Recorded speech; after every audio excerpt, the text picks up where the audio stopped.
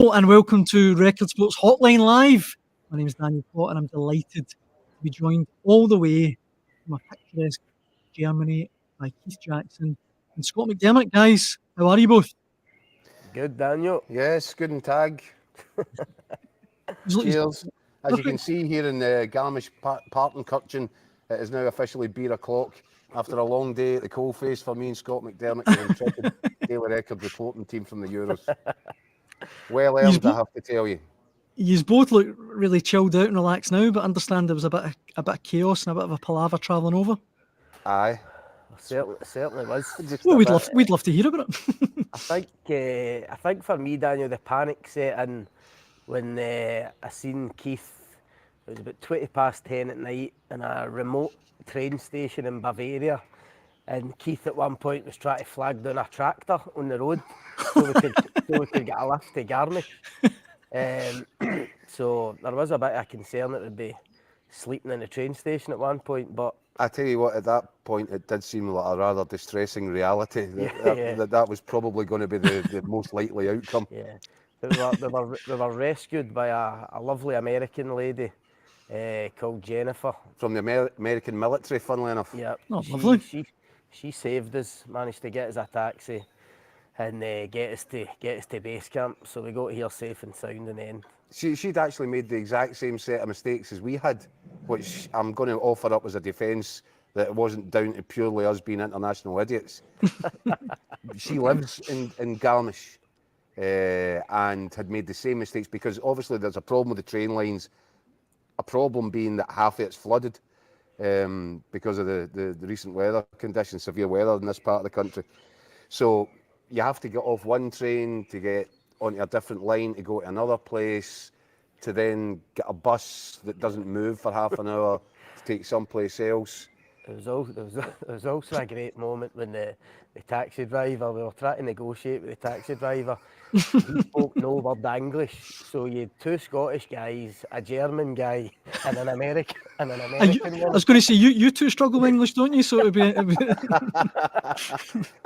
Well, as you can imagine, then at one point this taxi driver, and we think that he said he's going to come back for us because he had something else to do, but this is pure guesswork, done on the basis that the American woman was speaking quite loudly. Yeah. She seemed more convinced than we were. But, you know, the American military came to the rescue. It was basically a Black Hawk Down situation, and we got here in the end. But way later than we thought. Scotty had thinking his feet brilliantly. Had got in touch with a local Irish bar ahead of us travelling out to say, look, just to check, is it possible that you can put the Scotland-Finland game on for us on the Friday night? And we thought we'd get here with loads of time, go and get a shower, change, right down in time for kick-off and a bit of food. I don't think we didn't get back to this hotel until after 11 o'clock. And, by the way, on top of all that, because our plane had a delay getting out here, the original plan was to go to the accreditation centre at the Allianz Arena on the Friday night to pick up our stuff. But that had to get kiboshed because we clearly weren't going to make it. So then we had another 90-kilometre trek back into Munich the following day. For me to get turned away by UEFA, no accreditation given. That's another story. Well, I have to tell you, I mean, I don't really need to wear this in the grounds of the hotel, but I just do it to piss them off. Well, you were saying, Scott, it looks like a beautiful camp. It really does. You were saying it's just about an hour and a bit outside Munich. Yeah, it is. I mean, you can that depends how you get there and travel. You can we've discovered you can get the bus from here to Munich, which is about an hour and 15 minutes, which was actually pretty stress-free. There was a mobile sauna. Yeah. With no air conditioning. But it does, certainly here, you do feel a lot further away. I mean, it is very remote, picturesque, stunning place. It looks beautiful. Everything's within walking distance. You know, whether it's the training ground, the kind of media centre, the team hotel, the kebab shop. Aye, the kebab shop. That's an important one. That's the only places I've been so far. No, everything's within walking distance, so it's been great. It's beautiful. The weird thing about it is, though, Scott, that we've found is like right now, this is beautiful conditions, lovely kind of summer evening night. The sun's just peeking over the top of the Alps there. It's spectacular. This could all change in 5 minutes, and I don't know what we're going to do about that, because if a thunderstorm starts, I don't know if Scott and I are prepared to sit here for the duration of Hotline Live. Well, fingers crossed it doesn't. Let's. Well, we've got beers to protect here. That's a good point. That is a good Never point. mind the camera. You mentioned training there. Obviously, Scotland were training today. I think Andy Robertson gave us the fright of our lives when he came Yes. down injured. Him and Lauren Shankland as well, I think, pulled up at one point, didn't he? But we're led to believe that they're okay. Yeah, I think it's purely precautionary, Daniel, thankfully, after all the problems that the squad's encountered in the build-up to getting out here. The sight of Andy Robertson and then Lauren Shankland having to leave early, you just thought, oh no, this can't happen, this cannot happen. And immediately get flashbacks to the travel nightmare that we had in the Friday, just think, how can things get any worse here? But thankfully, we spoke to John Carver after training today at the media centre, and purely precautionary. Andy Robertson, he said they had a good chat with him, absolutely high spirits, no problem, will rejoin training tomorrow. I think also there's some good news that Kenny McLean has had a couple of issues. He's getting back to full fitness. Stuart Armstrong started training with the squad today, Scott, didn't he? I genuinely think it's just a case of wrapping these players in cotton wool. I mean, I know they'll have a lot of tactical stuff to work on and shape, not especially ahead of the Germany game, but I mean, these boys are fit. They've been, most of them have played all season. I genuinely think with injury issues that they've had, with Dyke, Lewis Ferguson, Aaron Hickey, and that before that, Nathan Patterson. I genuinely think it's just, I mean, the way John Carver described Robertson's injury today was literally, I think he said the ball hit his ankle or something, didn't he? Yeah, he did look in a little bit of discomfort. I honestly... The great relief for everybody is that you can see Scott's come dressed for the part. He actually think he might get a game. Exactly. Now, he had to bring his own shirt, obviously, because I'm not sure they did that size in the kit bag. but he's ready to go if required. I think I could still do a turn at centre mid if required. Listen, any more injuries, you could both be getting a call-up. Oh, those days are long gone here. I think we actually had a little bit, a little clip from John Carver today as well, just talking about the situation around Andy Robertson. But yeah, he's fine. I've just spoke to him there. It was a precaution, really. He just caught the ball, just caught his ankle. But he'll train tomorrow. He'll be fine. And obviously, at this stage, we're going to be extra cautious. So he's okay. He's fine, and looking forward to joining in tomorrow. It's never nice, is it? And especially with the luck we've had lately. So as soon as training was finished, I popped across, had a chat with him, and he's in good form, so he's fine. It's like you say, Scott. See, when I heard that they might be injured, I was thinking to myself, can we not just wrap it, guys? Can we not just go for a sauna, a lie down, wake you up on Friday morning? Do you know what I mean? It's, what can they be doing at this point? I know, especially when it's key players, Daniel. I mean, the captain and Shankland, I think, are going to have a big part to play over here. Do you know what I mean? So even the wee bits of training we watched today, it did seem very light, didn't it? I mean, I know, listen, it will ramp up in the next couple of days. I think John Carver said that today. It was an open training session. This morning it was very relaxed. So it will get a bit more serious, but I don't think they'll be doing anything too strenuous, because they can't take any I'm not sure. I'm not sure. I think what they have to do, and they know you can't all of a sudden click up 3 gears on the night of the game. I think today was very relaxed. I think one of the things, and they're on quite a charm offensive with the locals here. They had the civic reception. Originally, it was only going to be Steve Clark and a couple of the senior players that were going to go as Scotland's delegation. But they actually took the entire squad into this Bavarian Hall. Yeah, the Bayernhalle, which just goes to show what this trip has been like so far. The original plan was to have it in a public park with the bands and Stage. The lederhosen dancers and the mayor Elizabeth Koch. I had my lederhosen all looked at as well, Daniel. Well, I was going to say, Keith, I've been led to believe you're going to give us a rendition of John McGinn's dance. Is that right? Aye, that's right. Aye. I don't know who walked you down that jar. So anyway, looking at it, it is a spectacular setting, but it wasn't the one that they had planned. Anyway, the Scotland boys turned up. John McGinn was just sensational. I mean, sensational. And the locals, they were up, on their feet. They were clapping, they were applauding. And then again today, they had the training session. They didn't have to do that, but they made it open. The kids all came along, school kids, the parents were there, and you got a bit of a connection between the German supporters, who, bear in mind, we're playing their team on Friday night, and this team. And John Carver spoke about that today, about the importance of showing the people here, they appreciate things being done for them, and building up, just winning the hearts and minds, really. I genuinely think it's a big for the locals here in Scotland, in Garn. I mean, the mayor was the training again today, and she could address the crowd. I think the last thing she said was, "Can I give a message again to Steve Clark?" and saying, I think she said, "You're the team of our hearts."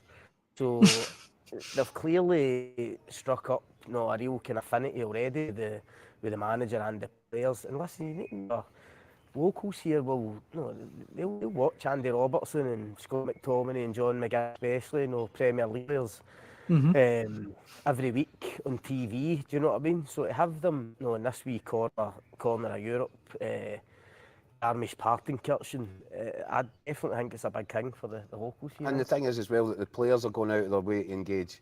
Walking in and out of that civic reception on Sunday, at the train today, they're signing autographs, they're posing for pictures. There's a real good feeling. Now, my point was being, though, that today was just a knockabout. It was just like put on a show for the locals, and that's that. And again, hearts and minds, etc., etc. Tomorrow and for the rest of the week, training sessions will be open to the media only for the first 15 minutes.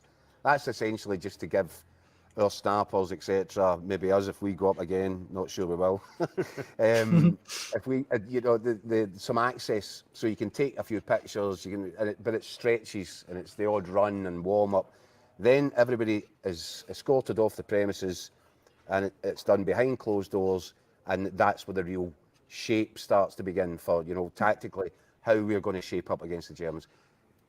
I would imagine if we were allowed to get access to that, you would probably have a really good idea, which we do kind of already, but you'd know what the starting lineup's going to be. And because they will shape up the starting 11 versus another 11 who are there just to help, put the tactical strategy into place. And that's when they'll start working on the set pieces and how we stop this one, and where we might find a weakness in the Germans. All that stuff is now about to be concentrated on, and for the first time, because up until now it's all been about how many minutes do we need in this guy's legs, who needs game time, what do we need to do with the new boys that have come in. From this point, from tomorrow onward, it's the real stuff. And I think in terms of tempo and physicality on the training ground, I think it will ramp up as well between now and Friday, because they know, and John Carver said as much today, you can't afford to go into a game so important as this, only up to 50-60% speed. You need to be at full tilt, ready to go right from the start on Friday night, because anything less than that, and it could be a really dangerous night for us. It could be a damaging night. And see just on the team, Keith's right. Steve Clark will know what his team is just now, I think, for Germany. So he'll be able to go right deep into that in terms of shape and tactics and stuff. There's might be 1, 2 at the most, I think, positions where he might be swithering, but pretty much I think he's starting 11 for Friday already. So as Keith said, he'll be able to get it properly tomorrow. Well, guys, this is obviously the Hotline Live, and we've had plenty of questions in from fans up and down the country wanting to get your take. We've got one from Pat O'Regan. He's saying he's not that confident about our chances, but how does the panel think we'll go on points-wise over in Germany? I'll tell you what the target is. The target's 4 points. 4 points and we qualify. Because the way that this tournament will proceed from here, there will be some third place teams, group teams that will get 4 points, gets us through. Put it that way. We can get through with 3, can't we? There's a scenario. Yeah, you can get through with three. We could go through. You'd think 4 would definitely get you through. 4 would get us through, and possibly and guarantee a runners-up spot. Actually, you know, I don't want to curse anything here or tempt fate or whatever. He put the hex on something. thinks we're going to get a draw against Germany. I think we might. I think I don't know why. Well, I do know why actually. One, I've got a lot of faith in our team. I think we've got a lot of talented players. I think we've got a manager who understands how to get the best of them. I think tactically we'll be really solid. I think we'll have the ability to hurt them. I look at the performance that we put on against Holland. I know the result in the end was a nightmare, but the performance for, what was it, 80 odd minutes, absolutely superb. Now, if we can find that level of performance in this game, which we will need to, yeah, I think we can get something. I'm not saying I think we're going to win. Do I think it's beyond us to get a draw from the opening game? No, I don't. And I tell you another thing, Scott, and I keep going on about it. Every tournament you look at over recent, this isn't a one-off or a freakish thing. Argentina lost their opening game against Saudi Arabia and went on to win the World Cup. Yeah. There's been a whole string of these examples over the last few years where the big teams, the ones that expect to go the distance in these tournaments, they can be a little bit sloppy in the opening game. And I'm hoping for a bit of that. I think I'm right in saying I heard at the German press conference today, one of the German journalists asked Nicholas Füllkrug about taking part in the opening game, and I'm sure he said, I don't know this for certain, I'm sure he said the last 3 times Germany have had that, they've slipped up, they've not won the opening game. So you're right, I think we need Germany to have an off day without a doubt, and Scotland need to be at their absolute best to get anything out of it. I mean, if Germany hit top form early in that opening game with the crowd behind them, then no, it could be a really difficult night for us. But as Keith says, you need to be optimistic. You need to hope. No, opening night nerves, big pressure on the Germans, obviously on home soil. You need to hope that gets to them a wee bit. And if we can be solid in our shape, really defensively sound, but at the same time, somehow manage to pose a threat going the other way on the counter-attack, then of course we've got a chance. I think it being the opening game, you've got a better chance as it would have been if it's. Well, I was going to say, imagine the way the fixtures have landed is quite fortunate for us. I'd much rather take Germany in the first game than take them in the last game 100%. When you were needing something. 100%. And they were needing something. Yeah. So the question was, what do we think? I'm going to stick my neck out now. Yes, it's probably optimistic, and I have had 2 mouthfuls of beer, but I'm going to go. I don't think a draw's beyond us in the opening game, and I tell you something. I actually think we could beat the Swiss in the second. There's your 4 points. That's it. We can put our feet up for the Hungary game. Yeah, I think 4 Play points. Scotty. I think 4 points is right, and I think we probably will get 4 points. I'm just not sure we'll get it in the Germany game. But I mean, I think. Well, we won't get 4 points in the Germany game unless they're giving us a bonus. I don't think we'll get a point in the Germany game, if I'm being honest. But when you look at the other 2 games, if we can have a decent performance against Germany that just takes you into the next game, I think you look at those 2 opponents and think, right, if 4 points is the target, then we can get them here. Do you know, it's a weirdly, uniquely Scottish thing that, see, when you're playing like Cyprus or Andorra at home, you're sitting thinking, do you know what? I'm a bit worried here, but see, when you're playing Germany, you kind of think, do you know what? I think we might get a result here. It's kind of weird. We've always done. See, when you put it like that. Well, we've always done reasonably well against the bigger nations, haven't we? Better as underdogs. Aye, and listen, I mentioned this to Keith last night. I mean, the opening game of the France '98 World Cup against Brazil, I mean, obviously nobody gave us a chance. And I know we lost the game, but I mean, it was to an OG 2-1. We were well in that game for long spells as well, even against the Brazilians. So I don't think we're getting to fear on Friday night. I think, as I say, as long as we're sound defensively and put on a decent show, then we'll have a right good chance. I think it will more depend on how the Germans play. Do you know what encourages me though? And this is in all seriousness, right? I've been covering Scotland for more years than I care to remember. I was at Euro 96. I was at France 98 as a journalist. And I look back to that France 98 squad, and they you know what, I'm not going to criticise them because they gave everything, and you know, it was a great effort in that opening match against Brazil. Ultimately, they just weren't talented enough. to get through that group stage. I'm telling you now, I look at this squad of players, the guys that we've got, the level that they play at, and the level that they've been producing together in a dark blue shirt, not just individually at club level. There is something about this team that actually is deserving of a little bit of faith and a little bit of optimism, because they're a good side with real good players. Here. And well, that's the point. It's not just sitting here, blindly hoping that some freakish set of results or circumstances prevail over the next few weeks. Look at them, look at what they do on a weekly basis, and look at what they've done under Steve Clarke. Qualification campaign was outstanding, and that gives me reason to believe that this is not, just a shot to nothing here. I think we've got a chance. Absolutely.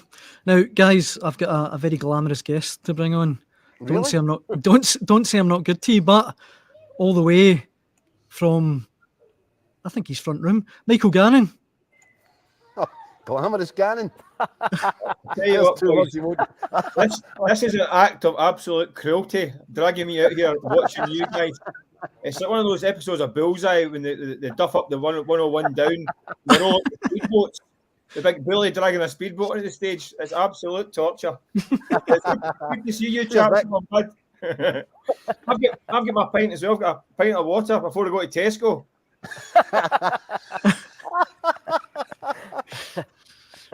But it's nice to see you, chaps. I'm glad to see your faces. That's the main thing. I think it's safe to say you wish you were there, Nick. Wish I was there. I feel ill with jealousy. I feel like Craig Gordon and John Suter. Unfortunately, I feel like how they feel now, having not made the squad. Well, Mick, I mean, the message has already gone out to Craig Gordon that stranger things have happened. He can go back to Hearts. He can get back into the first team. His international career is not necessarily over at this point, and you can count yourself in the same boat, Mick. Don't write yourself off just yet. I don't think Mike's even started. That's the problem. He's got 75 caps these names. It's funny, guys, you actually bring up Craig Gordon, because we had one of the hotline callers, or emailers rather, getting in touch today, Gavin Johnson, who was asking for everyone's opinion on Craig Gordon. He says, no harm to Craig Gordon, but why did he get minutes on Friday night when he wasn't going to the Euros? Put the place in a downer with a mistake. Seems a wee bit harsh to me, but what do you guys think?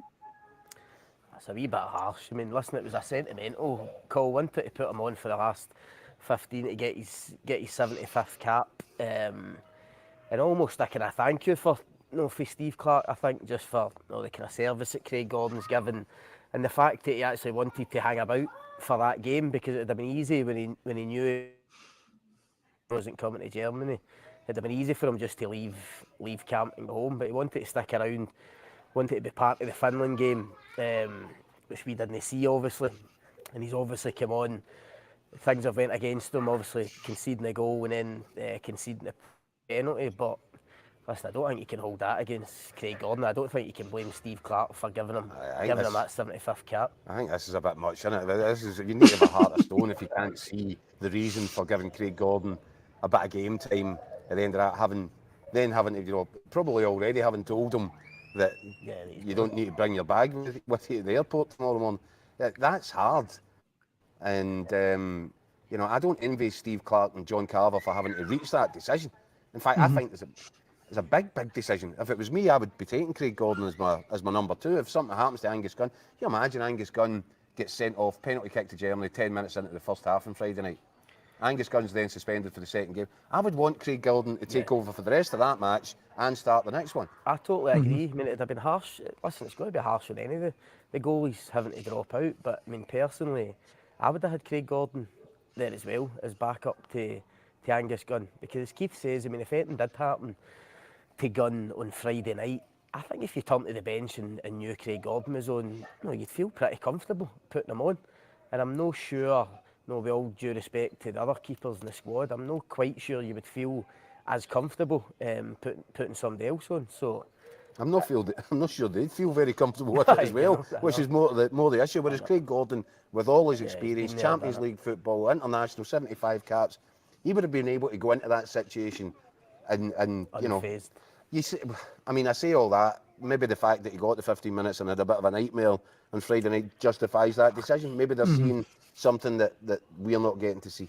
I'm not sure. Listen, I seen the goals for the other night. I mean, the first goal, I don't think any of the keepers would have saved, and the second one, again, could have happened to any of them. I think that's really, really harsh on Craig Gordon, to be honest. But you have to say the decision has been taken for a reason. They've not done it just to be, callous to Craig Gordon.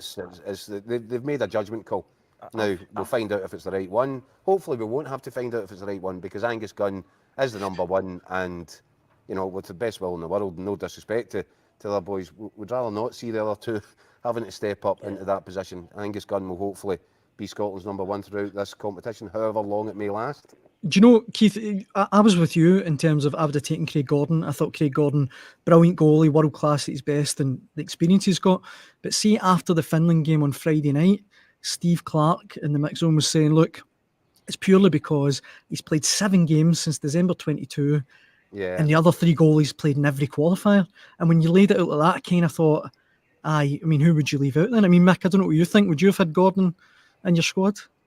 I tend to kind of agree with the chaps. I mean, Craig Gordon's been a fantastic servant, tremendous goalkeeper. And he's still, I saw his comeback against the Spartans with Hearts, and he was brilliant. It was like never been away. A great save. It was a typical trademark Craig Gordon save. But he's not played enough. I mean, he can't get past Zander Clark in the Hearts team. He's not going to get past him in the Scotland team at the moment, because I think if anything does happen to Angus Gunn, it's going to be Zander Clark. In terms of, so he's going to be third choice keeper out here if he did come. I would have had him ahead of Liam Kelly, but I can see why Steve Clark would bring out Liam Kelly as well. He's a guy who's probably not even close to his prime yet. He's going to be around the squad for the next 5, 6, 7 years. Maybe getting that experience being part of this group will help him in the long run as well. So I can get the decision.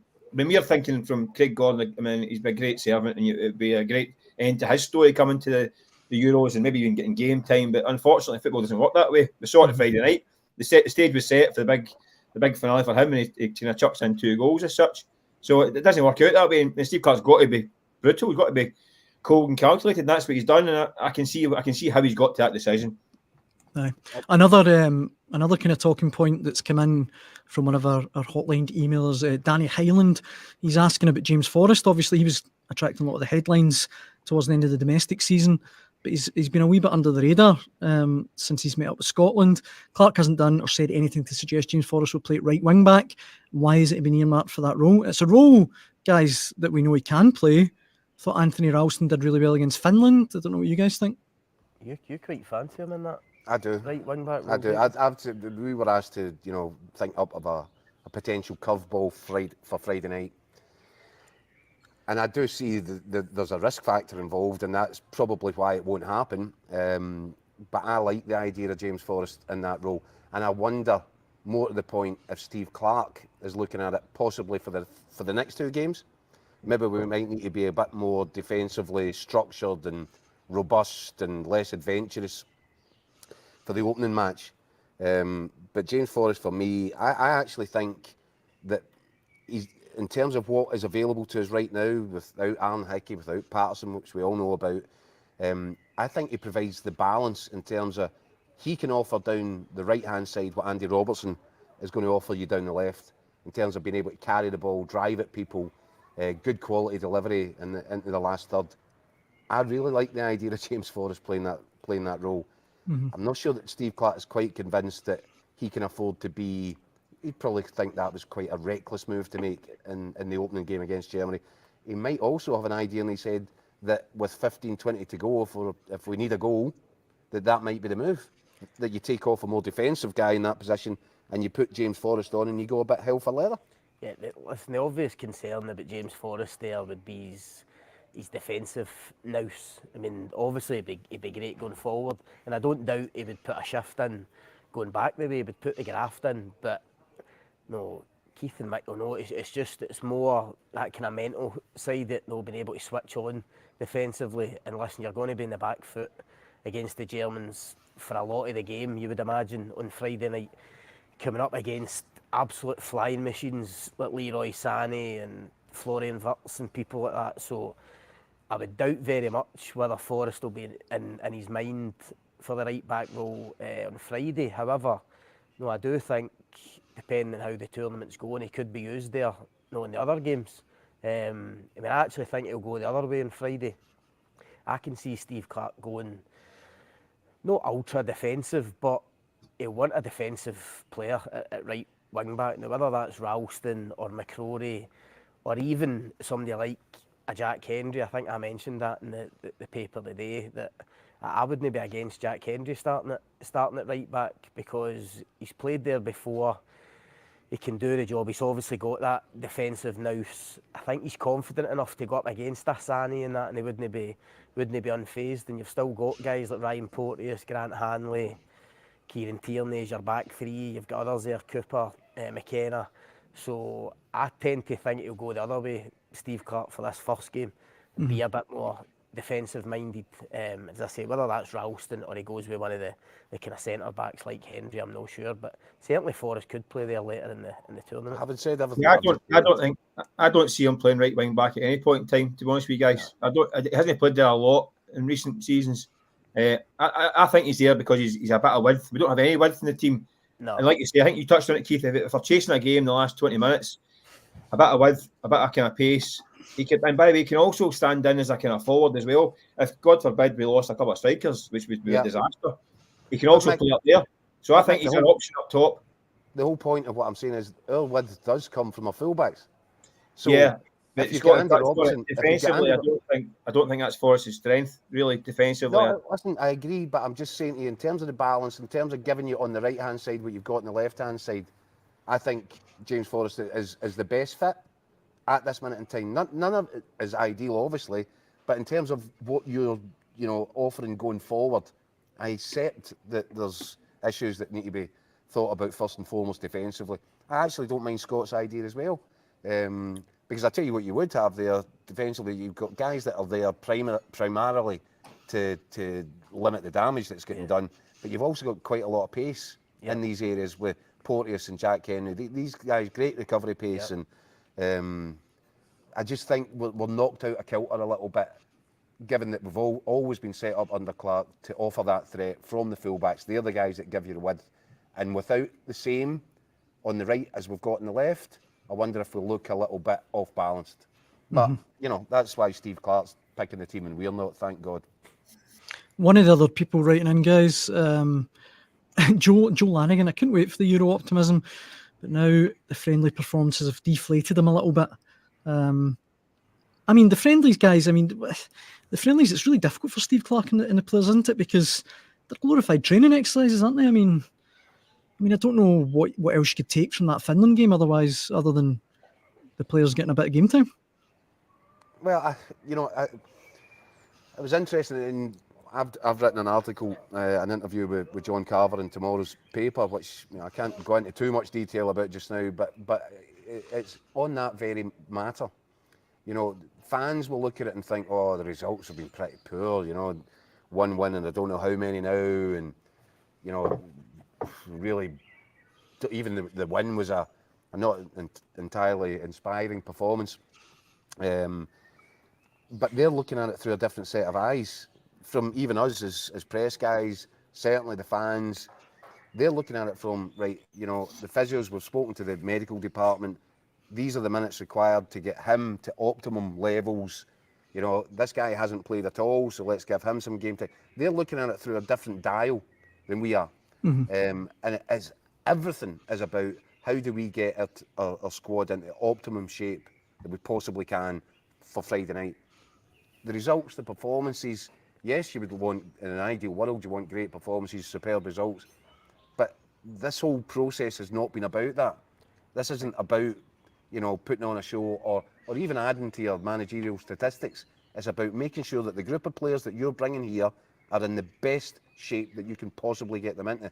And that's why, even on Friday night, I think a lot of changes made later in the second half. Steve Clarke admitted the team was doing great until the manager started making changes for no obvious reason.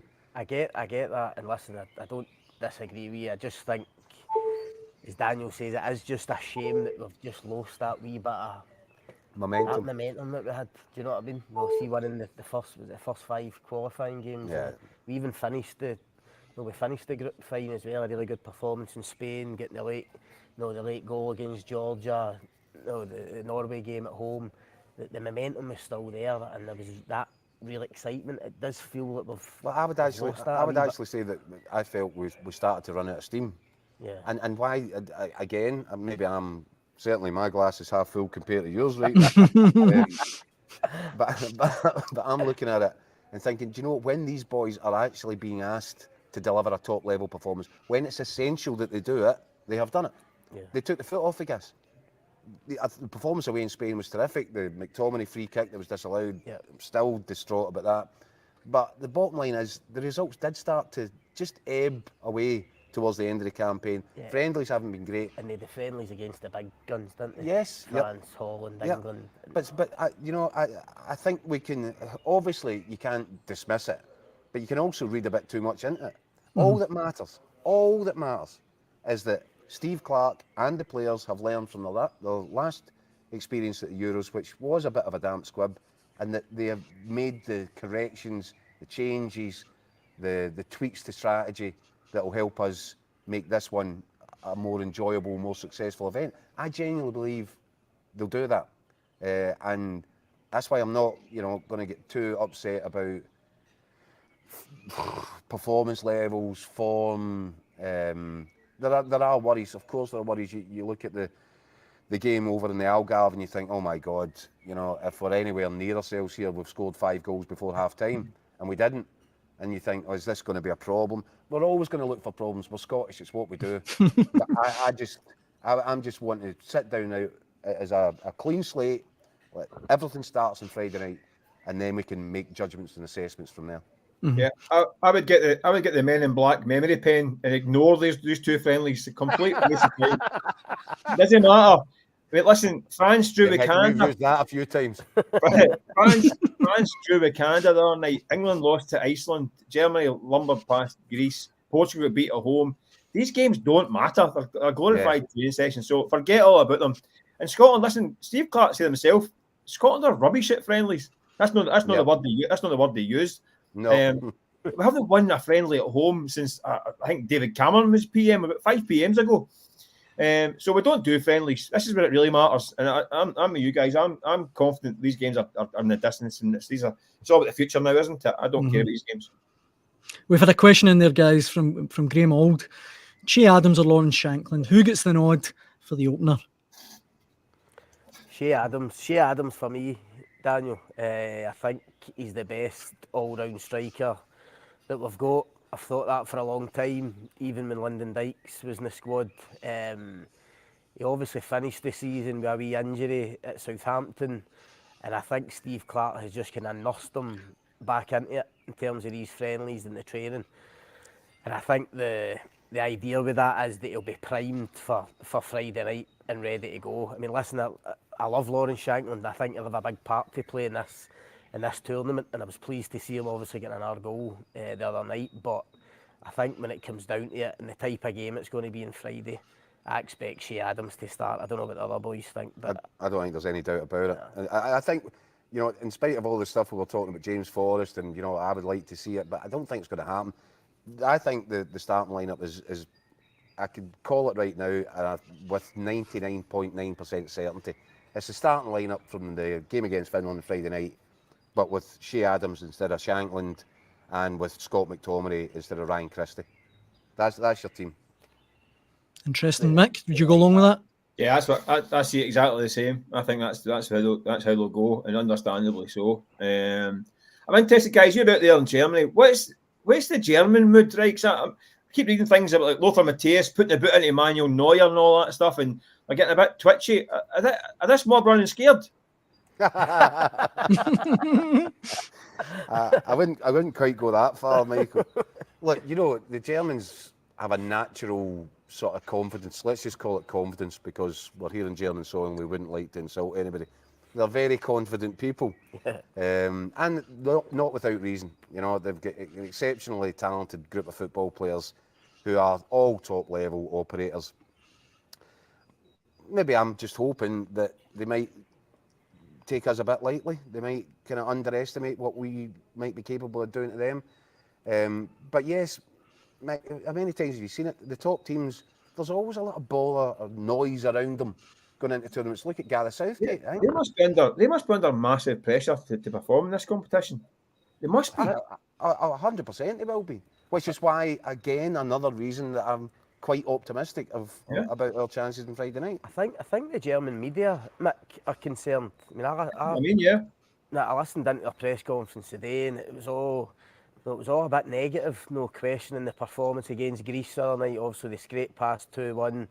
Previous friendly 0-0 against Ukraine. I think there is a feeling over here among the media that that they're not quite at it, and they're not at the level they should be, and maybe they are a bit concerned. But then you listen to the players. You listen to the players speak, and the manager. You have a quick look down their squad. You realise that they're two centre forwards.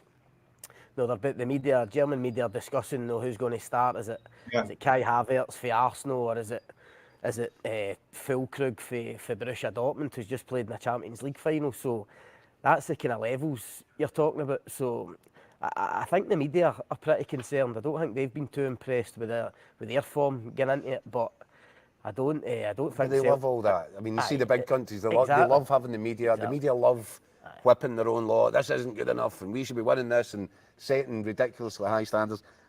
The German story is quite a simple one. That 8-9 months ago, they were in a really difficult situation. Mm-hmm. The preparations, the mood in the country, they were really. I don't think they were looking forward to it at that point, this tournament in their own country, because they were so concerned about how badly their team was playing. Mm-hmm. But Nagelsmann's come in, he's changed it.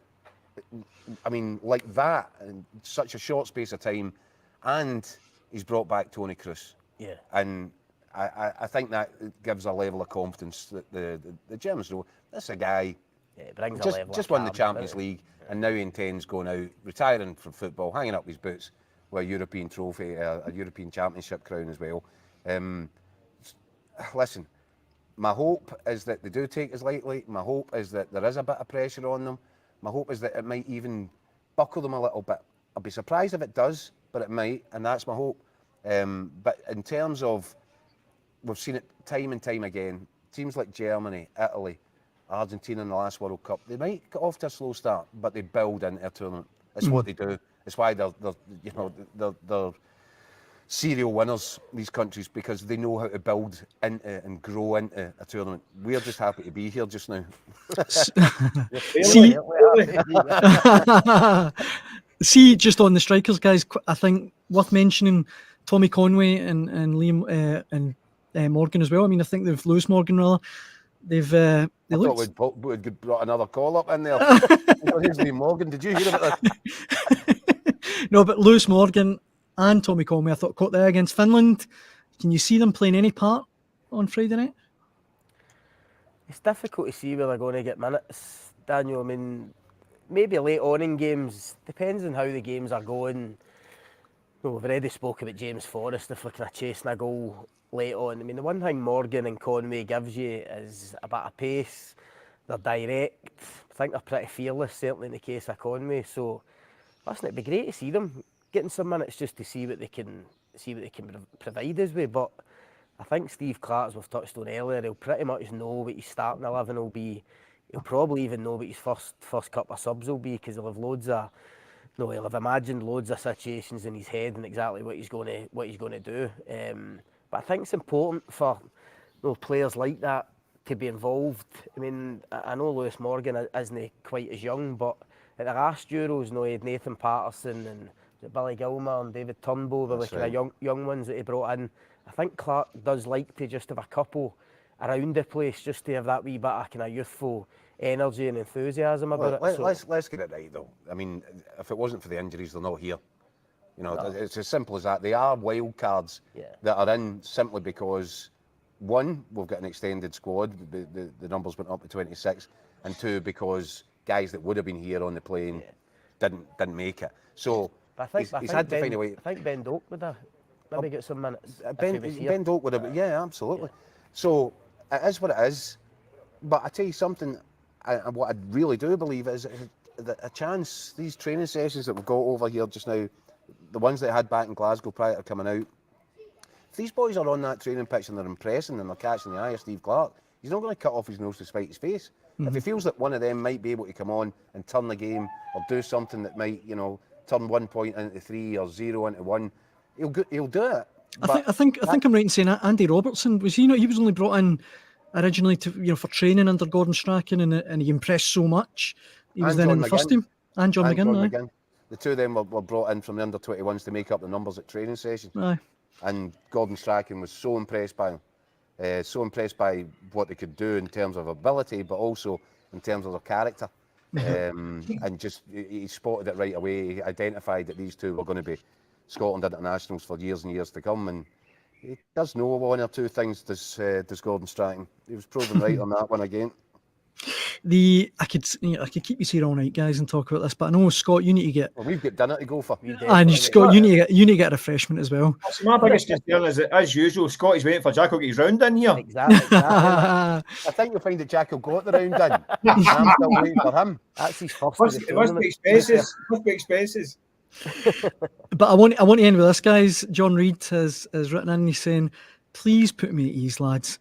England aren't going to win this Euros, are they?" No, for me. I honestly, I think I could see England bombing at this tournament totally. I think the fact. Oh, jeez! Don't record this. I don't want. We'll get this clipped up for the final. Oh no! I can't believe you just said that. Sorry, I should have used another phrase there. surrounded the Germans. I wasn't even meaning that.